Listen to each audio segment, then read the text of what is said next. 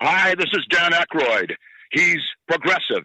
He's beautiful. He's thoughtful. He's intelligent. He's powerful. He's positive. He is Stephen Cuoco on Power 98.5 Satellite Radio. Hi, guys. I'm Sam Fricker. I'm an Australian Olympic diver, and you're listening to Power 98.5.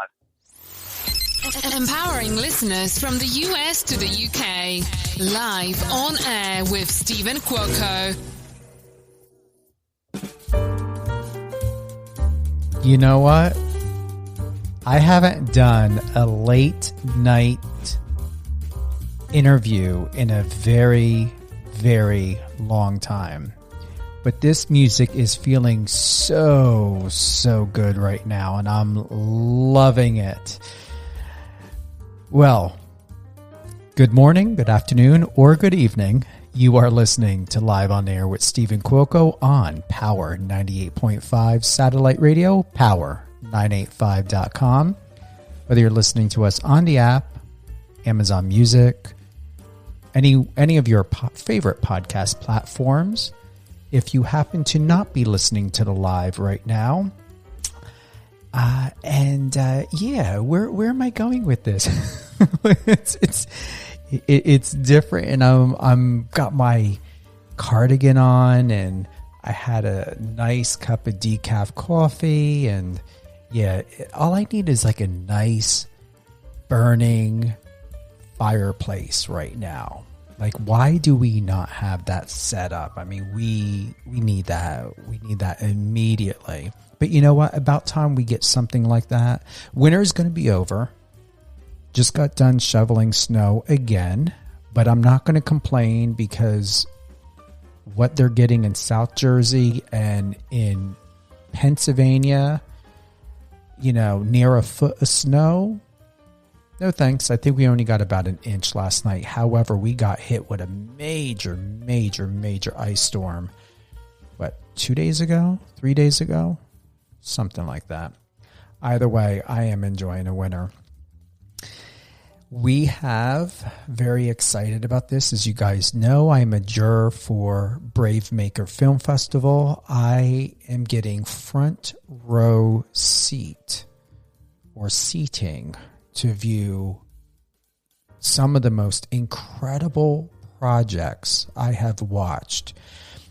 And I'm telling you, these films are just like they belong on Netflix and Apple TV and Hulu. Like the quality is just outstanding, absolutely outstanding. Which brings me to director Daniel Solé. He is not only a marvelous human being, but he is an editor, screenwriter, filmmaker residing in Brooklyn, New York. His mockumentary shorts, Brooklyn for Real, received Vimeo's coveted Staff Pick Award and made their staff favorites of 2015. He wrote 2 short films that premiered at the Tribeca Film Festival. You can go and get Good Light, the first of which earned him the Best Writer Award at the NBC Universal Shorts Festival. He currently works as a freelance video editor, developing feature screenplays in his spare time. The short film I had the pleasure of watching is Say As I Say. It's remarkable. It's classy. It's finesse. It's flawless. It is just what filmmaking is all about. And we've got it right here. I'm going to give you a little bit of a snippet of it, an overview. So Say As I Say, here's what it's about. During Shabbat service at Synagogue Beth Shalom, Raquel and her daughter, Eva, sort through donations for the winter food drive. When Raquel answers the phone and finds herself on the receiving end of a bomb threat, she bucks all protocol and makes a striking decision. This has got high reviews already. I gave it a high review. This should most likely be seen and most likely be showcasing, yes, at Bravemaker Film Festival this year. I should have had the information up. Keep in mind, it's been a long time. I'm doing my interview this evening. So we have all the latest and greatest about Daniel, but I do not have the specifications about the Bravemaker Film Festival. Maybe Daniel has it, but I believe it's in June. Let me see. Can we go? Is it going to give it to me? I'm going to find out. It's June sometime. But listen, you can go ahead and go to Bravemaker Film Festival Instagram, and it's going to be all there. And you know what? Here's what I'm going to do, because I'm not lazy. I'm going to go ahead and go on Instagram, and I'm going to pull up Bravemaker Film Festival. I've been working on enunciating. I've been catching that sometimes when I speak. I don't know if it's because I got a Jersey accent or what, but I just want to make sure I impress all film producers and my fellow people who are in media and everything else, because I want to do more red carpets. I want to do premieres. I want to go ahead and do what Ryan Seacrest does and be that fabulous media personality and host and everything else. So I am keeping it in check in making sure that I am enunciating my words always. I'm also supposed to be, which I am, in a film called And Then You Die, supposed to start filming in Atlanta March of this year. However, I highly doubt it's going to happen in March. I haven't heard anything from the director that it is happening in March, because it's 28 days of filming. I know my part as Congressman Walker, we are supposed to be filming, I believe, like 6 days, maybe more. I have no idea. But I'm having fun in making sure that I am enunciating everything perfectly. Because trust me, people pay attention to it big, big time. I know I do when I'm not listening to myself and listening to others. Bravemaker is happening July 10th to the 13th of this year, 2025. Once again, July 10th to the 13th, Bravemaker Film Festival. And do we have a link? You can Google bravemaker.com. I know they got a link tree, but check it out. I want to hurry up and get to Daniel, and I'm not rushing him, but I'm looking forward to taking these clothes off, going in a shower, because I take 2 showers a day. And no, that's not too much information. I have to have a shower at night, especially before bed. But I'm going to see if there is something good on TV. And about time I probably am going to watch something on TV or Paramount Plus. I'm going to be ready for bed and turn it off and say nighty-night. And that's okay, because I'll be back up at 7 a.m. tomorrow doing what I love to do most. Daniel, welcome to Live on Air with Stephen Cuoco, and thank you for being with us tonight. Thank you so much for having me on. Your films, I'm going to pull it up right now. You've got more than Say As I Say. You've got Crowd Control, You Can Go, which was in 2016, Gets Good Light, which was in 2020. But this year's short drama, you're the director, editor, writer. It's perfect. There's a brilliance to it. I can tell, for what it's worth, you are most definitely someone that is visual. You know how to pay attention, very close attention to detail. I highly doubt you miss anything. Am I getting that correct? First of all, thank you so much for the high praise. It means a lot. Yeah, I would say this short was sort of like, I directed some things before. This was my first time making something that with like a full crew and a little bit of money, as opposed to kind of like the run and gun stuff that I was doing before, which is also very fun and a great starting point. But this was sort of a test run to see, like, can I manage a crew? What will it be like to work with a real, experienced director of photography? producers and a super talented small cast.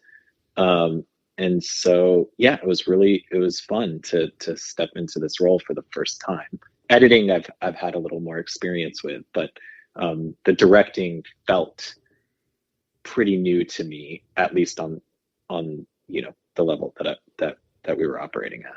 So yeah, I would have never assumed that you were not seasoned, and I mean at least 10 to 12 years as a director. Oh yeah, definitely not. But I appreciate that. And what I will say is also, we had quite a bit more lead time than you would think on a normal short, for various reasons of just like when we were able to get it off the ground. And so I took advantage of that. Like we had, from the time I really finished the script and got the first producers on board to the time, I think that was like, I want to say around September of 23, maybe even a little earlier, actually, maybe even summer of 23.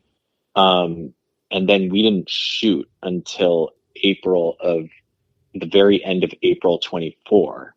And so you can imagine for like a 12-minute short, that's quite a lot of time to like sit and marinate on how you're going to go about doing things. And it meant that I could storyboard, I could do an animatic, we could really take our time finding the perfect location, which I think we did, and put together a super talented duo for the two roles, get a great cinematographer and other crew on board. So it was, I do feel like we took advantage of that time, and had I had a few weeks to prep, or even a couple months, I don't know that it would have turned out the same. So that time was definitely on our side in that respect. And in terms of, and I'm not just being modest here, but I think that being upfront about my inexperience with some of my crew, not in a way that was like, hey, I have no idea what I'm doing, but sort of more like, look, I want people, I want my cinematographer to know that I don't have a super technical vocabulary when it comes to lenses and cameras and lighting and all that. But what I can do is communicate with him about the story. The story I know, inside and out. I know what the characters are thinking at any given moment. I have ideas about framing, of course, and blocking and all this stuff. But I'm going to need to lean on you, and have you fill some of the gaps. And then the same goes for like production design and art directing and all that stuff, So yeah, I think that I was able, I think that rather than sort of hiding some of my greenness, being upfront, but not totally with a lack of confidence, saying like, hey, I'm gonna need a hand here, and if I didn't know something or a term or whatever, I have to say like, you're gonna have to tell me what that means, because I don't know. And I think that worked out nicely, and I think people trust you more when you're not covering up for lack of knowledge or lack of experience. Do you see yourself, Daniel, doing projects that are lengthier than 12 minutes? Yes. So actually, I'll tell you, the seed of this project came from the ambition to do a feature. So I actually wrote a feature script before this short that was also very contained. It's a similar thing in the sense of like, it's a single location at a synagogue. Both of these characters are in it, but it's the larger family. And the way I would put it is, it's not so much like it's not that it's this particular story with the bomb threat and all that, stretched out to 90 minutes.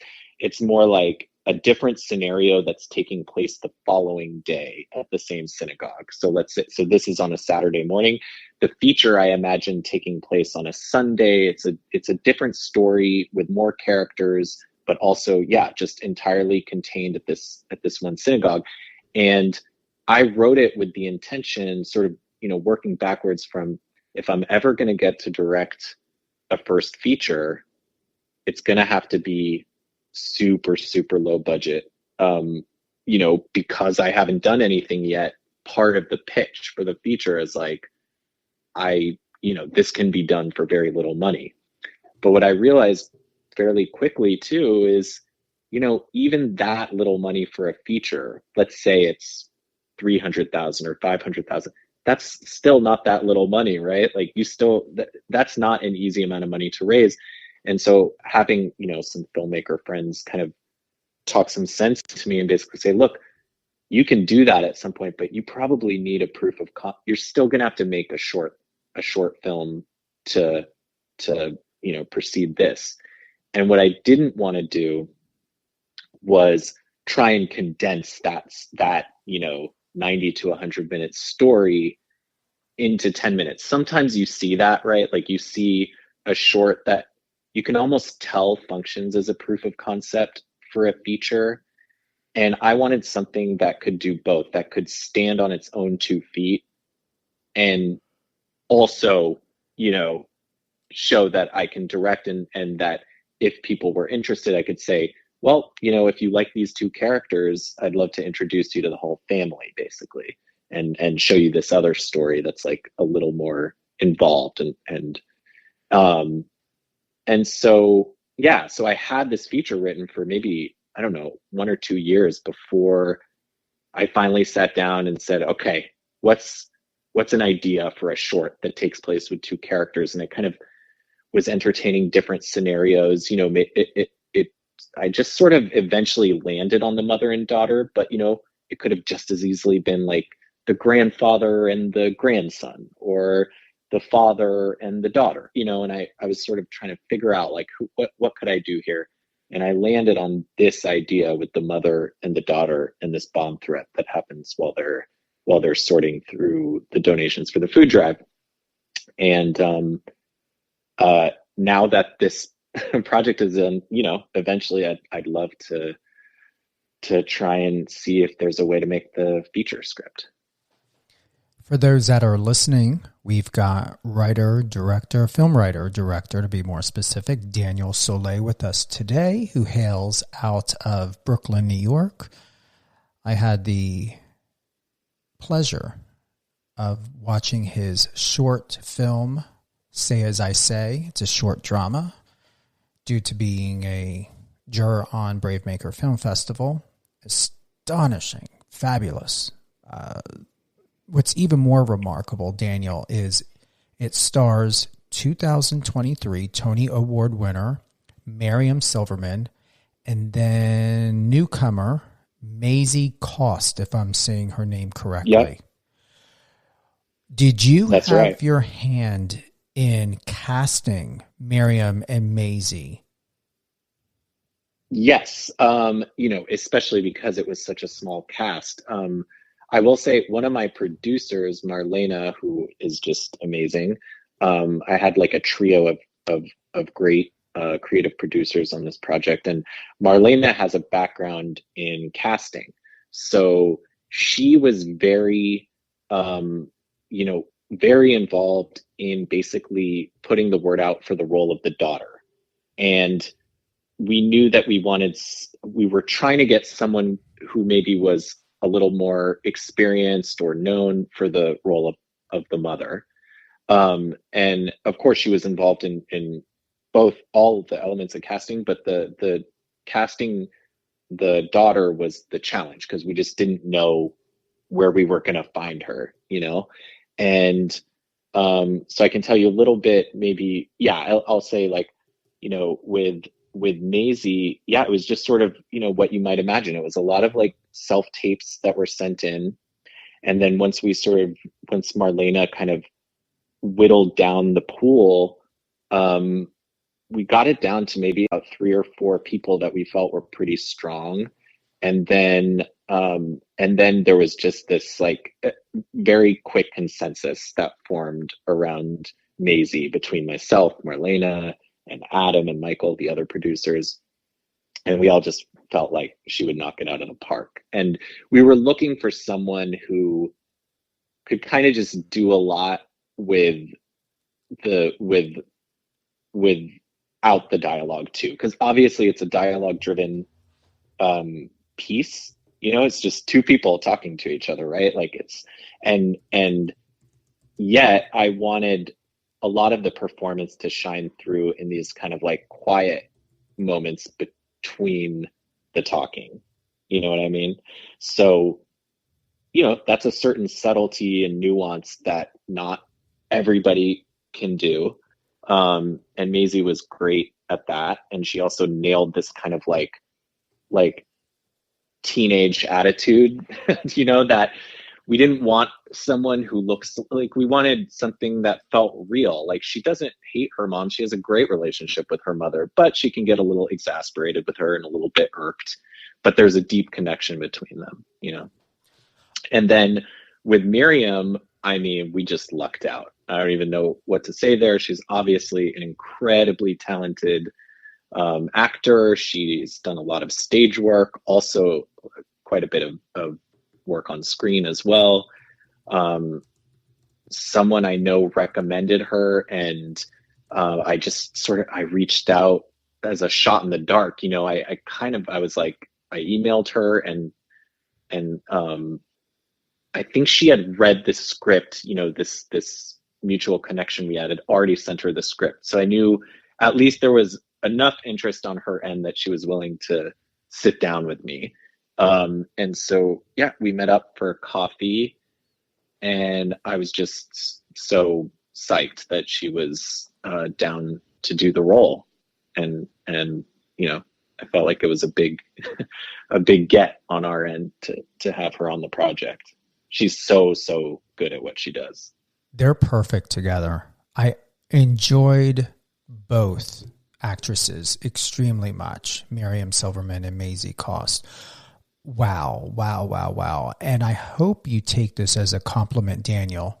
I assume you've heard of the film with Timothée Chalamet, Call Me By Your First Name, or Call Me By Your Name. Oh, yeah, Call Me By Your Name. Call Me By Your Name. Yeah. At the end of your film, Say As I Say, there was this profound peace, this calmness, this introspection, much associated with this quiet contemplation, the same way as Call Me By Your Name, if you remember, when Timothée Chalamet was sitting in front of the fireplace and all you heard was the crackling and him crying and being emotional. That's what the ending of this film reminded me, and I don't want to give too much away. It was just the way the scene was. It brought me right back to that fireplace moment with Timothée Chalamet. Wow. It did. I don't even know what to say to that. I will say it's a huge compliment, of course, and it's also so coincidental because right before you called, I was actually watching. Chalamet just did, I guess, a sit down with Josh Brolin for the Santa Barbara Film Festival.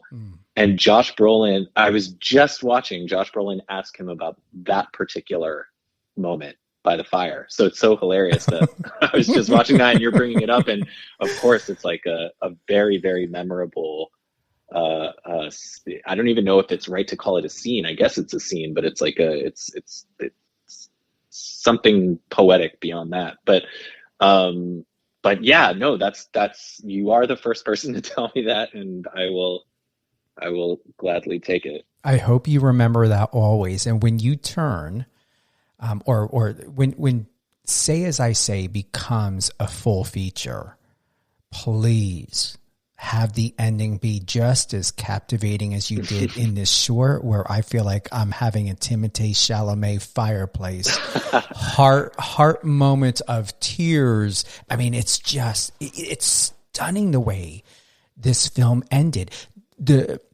I want to say it so bad, but I'm not going to. I'm sure you know exactly what I'm thinking of is what was sitting on the table. It was just something about that scene. Instead of it being a fireplace, it was just that moment of what I saw with the cups. Right. Okay. Yeah. You're talking about the credits when they're sort of where you see the credits come on. And I will say it's interesting. I knew that I wanted to kind of bookend the short with these two connected images, and we landed on this. I'll say that the opening, and it's fine if you may not have registered it, but like the very first shot you see is of a kiddish cup that's upside down on a drying rack, and so it's meant to sort of we come back to this idea at the end. And yeah, it was something actually that we shot we had to do a pickup day. We had a version of that image that just wasn't quite working. It was because of the way I had chosen to frame it. We had a 2-day shoot, and we needed, one of my executive producers, Jeremiah, Zagar, who's a great director in his own right. He's sort of, he and his producing partner Jeremy sort of like mentored me through this project, and Jeremiah sort of suggested that I go back after seeing a rough cut, and he's like, it looks like there were only 2 people in this synagogue that day when you shot, because there were, and we had sort of shot around it, like, so that we didn't need to show, and I thought I could sort of cheat it enough with the sound of the congregation underneath and all that. And he's like, but I think you would really benefit from going back. You don't even need the actors there. You just need people. And so that last shot was something we grabbed on the pickup shoot, but very much with the intention of it, being placed where it was placed, and that we held the shot long enough for obviously for the credit sequence to take us out of it. So yeah, it was a fun shot to get, because it involved a lot of hands going, entering the frame and picking up cups, and it's really the only moment that you get.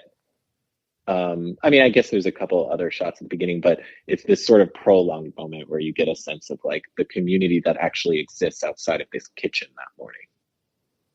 It was such a silent communication of this dance that you witnessed, but in a way that's never been explained before. I'm telling you, your style of directing and your vision is something extremely different, that it so reminds me of the director of, Call Me By Your Name. Luca Guadagnino. I don't think I can accept that, but one day you may. Maybe one day. Maybe one day I'll get there. It's aspirational for sure. He's amazing, of course. You see yourself in a certain way, and I'm not going to take away from what you just shared, but just know that that's what I see. That's the truth of, thank you. Of what I see. Thank you so much. You're welcome. Honestly, it's the truth. Thank you for receiving that. Because I don't know. Do you feel that you can be hard on yourself at times? Is there a sense of, of course, perfection? Of course I can. And I think it's actually, you being easy on yourself may not get you that far. So you want to be critical. It's sort of a mixed bag with me. What I'll say is, like, the feedback process is so crucial to the outcome, right? So, like, there were, on the flip side of the coin of being hard on myself, there were times where I thought I was done. I was like, I got it. I nailed it. This cut is finished. And then I would show it to a few fresh eyes, and I wasn't getting the response, that I hoped for. And I was still getting kind of notes that were like, I think you might want to consider cutting this and cut this, And so it is really important to kind of open yourself up to that process, and also knowing that you can't accept every bit of critical feedback either, because sometimes you'll get two people saying the opposite thing to you within the space of 24 hours. One person saying, I love this moment. Another person saying, I think you should cut this moment, So you do have to ultimately rely on your own instincts for sure. But sometimes you will not see things that other people see. And so it is, it's important, I think, to kind of not just like look at the finish line and think like, I'm there, it's a process. And, it's probably good. Can't remember exactly, but it was easily a good 3 or 4 months, I would say, of editing before I got to a version where I felt like, and now I'm getting the reaction that I want from the people that I trust, my mom is always going to say it's amazing, but then there's other people that like, I show it to who I know they're not going to BS me. I don't know if you're allowed cursing on this show or not, but yeah, so that's important, I think. How do you know when you just trust yourself enough that you believe it, you believe in yourself? I think, it's a great question. I think there is an element of, you almost have to distance yourself from yourself. This is going to sound very strange, but it's like, if you can distance yourself, in other words, try to watch it as if you didn't make it, right? Like as if you're sitting down and watching someone else's short.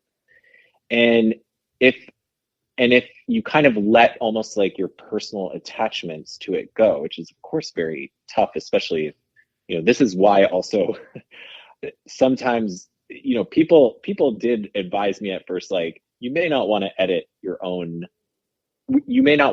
what you directed. Like, this is why there often is a healthy handoff, right? That happens from directing to editing, because the editor is not going to be as precious and go, oh, but I don't want to get rid of that shot because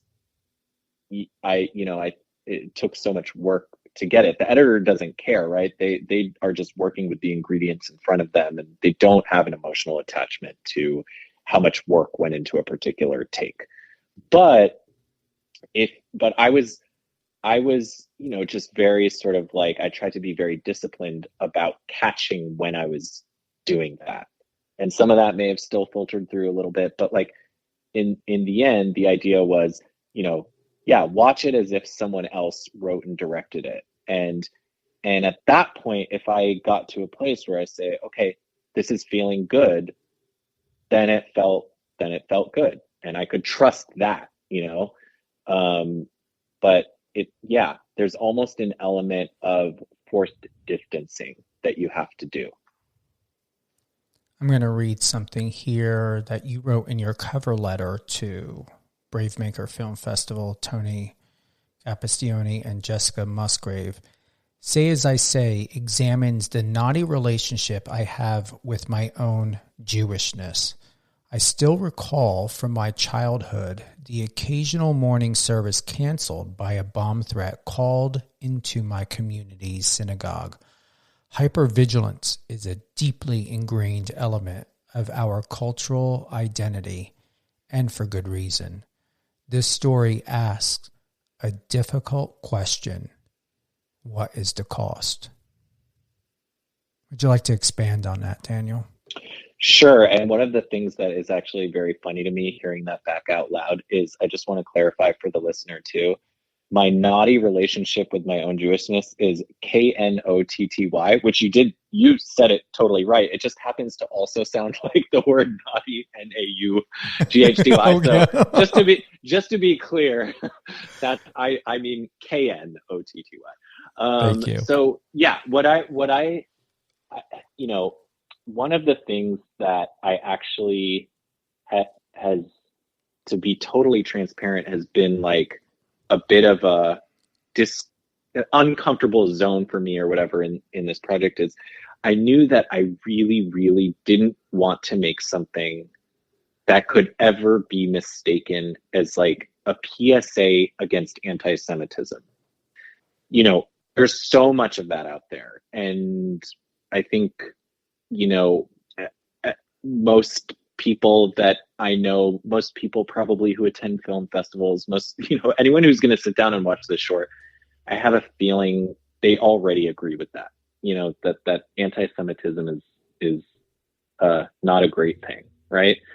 But what I was much more interested in is not violence or even threats of violence, but how we as a community react to violence or threats of violence.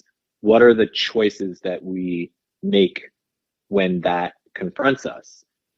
And I'm hoping that can be something relatable also, not just to a Jewish audience, that there are mosques that receive bomb threats. There are churches that receive bomb threats. There are, community centers, there's so many different communities that have experienced this, right? So the question that I'm sort of, but what I do feel is sort of, that I can speak to experientially just from coming from a Jewish background. And by the way, I was not raised religious at all. I was raised in a San Francisco, very like hippie-ish Jewish community, right? Like a lot of parents who were fans of the Grateful Dead and wore tie-dye. Like that's the community that I come from. It's not I didn't actually go to synagogue a lot, but I did go to a Jewish day school growing up, and we went to synagogue once a week on Thursday mornings.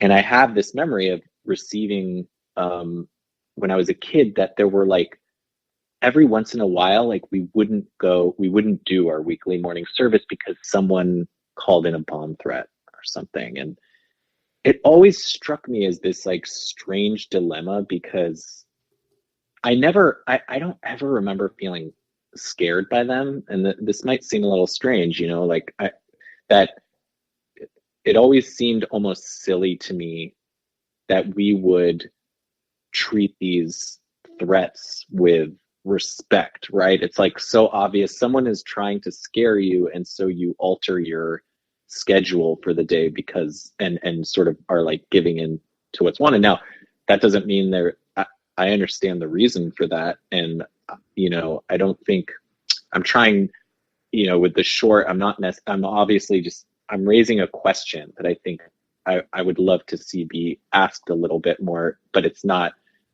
hopefully doesn't come off as too prescriptive either, but it's sort of examining, this mother is doing something in the short that I think will touch a nerve, and that's okay with audiences. And I would love if people sort of like debate her decision afterwards and disagree about it and argue about it. Like that's fine.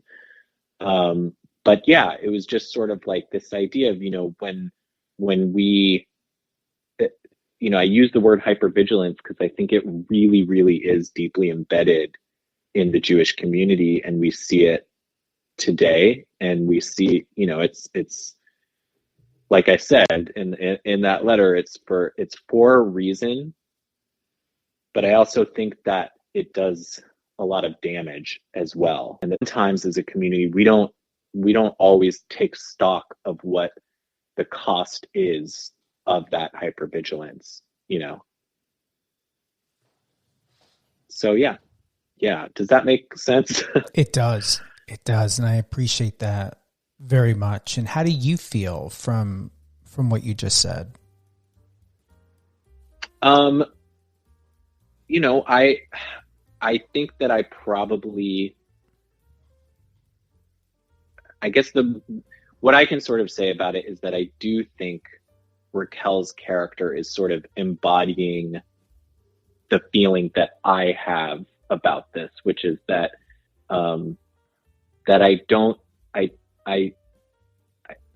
think our community is sometimes too willing to prioritize security above all else. That there's nothing that it's so paramount. And again, I come from a family where my mother's parents are both Holocaust survivors. Like, I was raised with this, with a pretty clear understanding of what my people have gone through. And yet I also think, like, there are, security is not everything. And that when you place it as like the most important and only important, thing, there are other things that are lost in that process. And, it's a very tough, thing to consider, because of course, you want people to be safe and you want your own people to be safe. I sometimes wonder if overcommitting to security can also have a backfiring effect as well. And that, like, there's almost like I don't know how quite to put it, but that, like, by overcommitting to security, you can sometimes make yourself actually more vulnerable and less safe, because you've isolated yourself and you've cut yourself off, and so yeah, I know that's a little ambiguous, but it's a tough one, and I don't think that our community has necessarily, where there's going to be disagreement, especially in this day and age and in this climate, about how far do you take that commitment to safety, as well as keeping to the connection of your own humanity and dignity.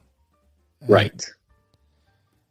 Because you are who you are, and anytime someone disconnects themselves, the question is what are they really, what is that person really saying to themselves? I highly doubt it's going to be something kind or loving. Exactly. Yeah. And I think that when all you care about is sort of your physical safety, and, you can sort of become a different person.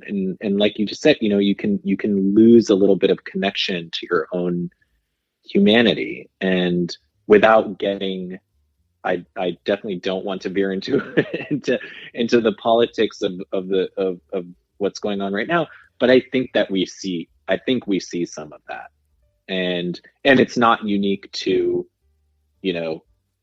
Jewish people. Of course, this is like any community that has been victimized in its past, and it's a really tough thing to put under a microscope. But I also think it's really important, and so that's what I was. First and foremost, the short is about a mother and daughter, right? It's like about these two characters, but underneath that's kind of the questions that I was wrestling with, and the feature script gets into it even much, much further. And so, yeah, it's a thing that is on my mind quite a lot these days, I would say. I honestly believe and know for a fact in my heart, Daniel, you're going to highly impress yourself and become even more impressed by your capability as a editor and screenwriter and filmmaker. I'm excited for you. Thank you so much. I really appreciate that. Any closing thoughts? No, I want to thank you again for your encouragement and your kind words about the project. And I just hope that, you know, it'll eventually go online. Obviously, we're like submitting it to festivals now and seeing where it goes. Hopefully Bravemaker is one of them. And but eventually it'll end up online, and people can go to my website, danielsolé.com. It's just Daniel, SOLE.com. And there will be a page there with some information, you know, about when the short is premiering and all that. Yeah. I can't wait. And there's no reason why, trust me, even if I have to give a direct call to Tony, who is the owner and president of Bravemaker Film Festival, which is a nonprofit film festival and is happening in the Bay Area, July 10th to the 13th of this year. I told you before, and I'm going to brag about it and remind you always, you have more than one person. You've got multiple people that gave it high remarks. Awesome. Strong remarks, and if there's no if, it will be. It will be. It has to. So yeah. Thank you. Thank you so much. This is exciting. Thank you, Daniel, and thank you for being with us today or tonight. My pleasure. Thank you to everyone who's tuned in to Live on Air with Stephen Cuoco on Power 98.5 satellite radio. I mean, this is what I love most, bringing you someone like Daniel Solé, who is an esteemed editor, screenwriter, and filmmaker based out of New York, and having the honor to watch an extraordinary project starring Miriam Silverman and Maisie Cost in Say As I Say, a short drama by Daniel Solé. Head on over to his website, www.danielsolé.com, DANIELSOLE.com. And remember, Bravemaker Film Festival happens in the Bay Area, July 10th to the 13th. Breathe, love, and remember something very important that Daniel touched on. Do not disconnect yourself. These are my words from what Daniel said, of how I heard it. Do not disconnect yourself from yourself. Love yourself, honor yourself, trust yourself, and most importantly, believe in the decisions you are making, because it is going to pay off for you. Have a great night.